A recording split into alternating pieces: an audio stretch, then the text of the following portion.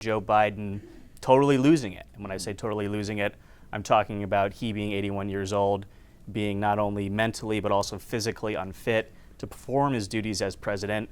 There have been a number of them over the last couple of weeks. The first that the White House really wanted to talk about involved his trip to the G7 in Italy, where he and the other leaders were watching a skydiving display, if you can believe it, where President Biden wanders away from the group to talk to one or two of the skydivers and congratulate them. Welcome to Reporter's Notebook, where we talk to the Washington Examiner's top journalists about the stories breaking on their beats.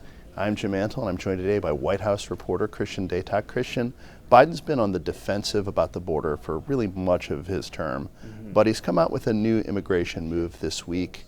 They hope maybe will move the needle a little bit for them. What are the details?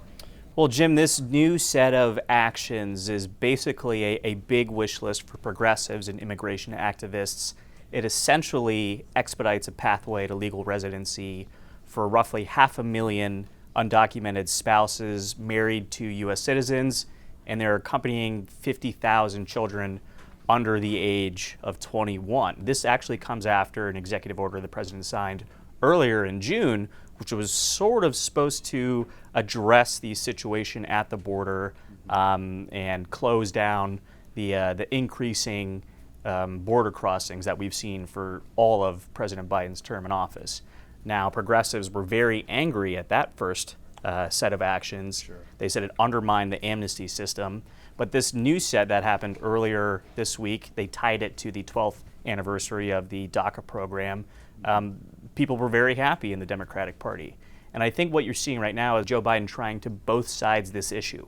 We know immigration is becoming increasingly important, not only for Republicans, but also Democrats heading into 2024. But at the same time, Biden's trying to balance a lot of these dissatisfying sentiments he's getting from the progressive wing of the party. So the move did make progressives happy and a lot of immigration activists, but perhaps predictably, Republicans had a very different reaction. Well, Republicans, even though they criticized the border order saying it didn't go far enough, they said this basically amounts to a mass amnesty giveaway. They say that legal residency will eventually lead to citizenship, and therefore 500,000 people, many of them in critical swing states like Arizona, Georgia, other places in the South, they will eventually be able to vote. And they will, of course, vote for the Democrats because they are the party that granted them that power. So again, we're seeing the politics of this, but this isn't exactly a new move from the president. It's similar to a parole in place program implemented by former Presidents Obama and George W. Bush. It also doesn't actually extend a legal pathway to any non-citizens who weren't offered it before. The difference here is that those undocumented spouses don't have to leave the country when they're applying for the program. They can stay here and continue to work. So again, both siding the issue, we just don't know if it will be enough to sort of ease those concerns from progressives heading into November. So there's been a new catchphrase used by the White House and its allies a lot this week, and that's called cheap fakes. What's this controversy all about? It's about a lot of these videos that are circulating on social media that allegedly show Joe Biden totally losing it. And when I say totally losing it, I'm talking about he being 81 years old, being not only mentally but also physically unfit to perform his duties as president. There have been a number of them over the last couple of weeks. The first that the White House really wanted to talk about involved his trip to the G7 in Italy, where he and the other leaders were watching a skydiving display, if you can believe it, where President Biden wanders away from the group to talk to one or two of the skydivers and congratulate them. But a number of outlets sort of cropped the video so you couldn't see the people that President Biden was speaking to. Now, the White House is saying this is essentially misinformation. It's something they've been talking about for the last 4 years, and they're saying there are bad faith actors trying to, put out fake news, so to speak. They don't like saying fake news because, of course, that's tied to former President Trump. Right. But they're weaponizing video to attack President Biden.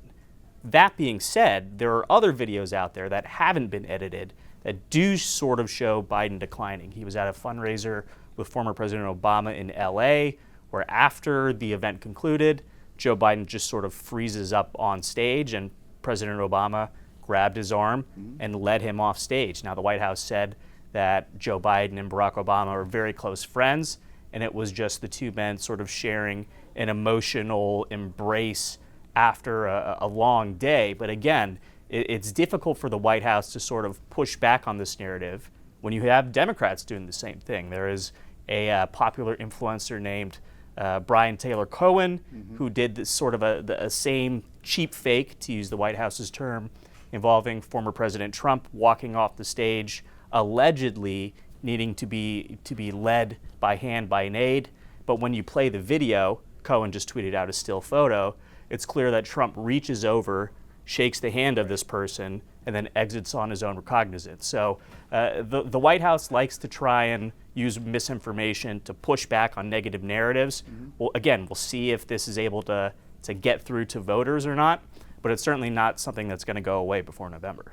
So the term deepfakes is used to describe something that has an AI element. Correct. It is Correct. actually clearly fake. This really seems to be more of a dispute over how certain videos are edited that are real, but whether the edits really reflect the full context of what was really going on. That's right, and I think when you're sort of arguing the minutia of how a video is edited or posted, if it isn't taking words that a person didn't say or actions that a person didn't do, and you're having to defend, well, no, actually Joe Biden walked away from a group to talk to other people, or no, Joe Biden was looking at someone in the crowd, and that's why he froze up, you're sort of fighting a losing battle already. America's Funniest Home Videos. Thank you, Christian.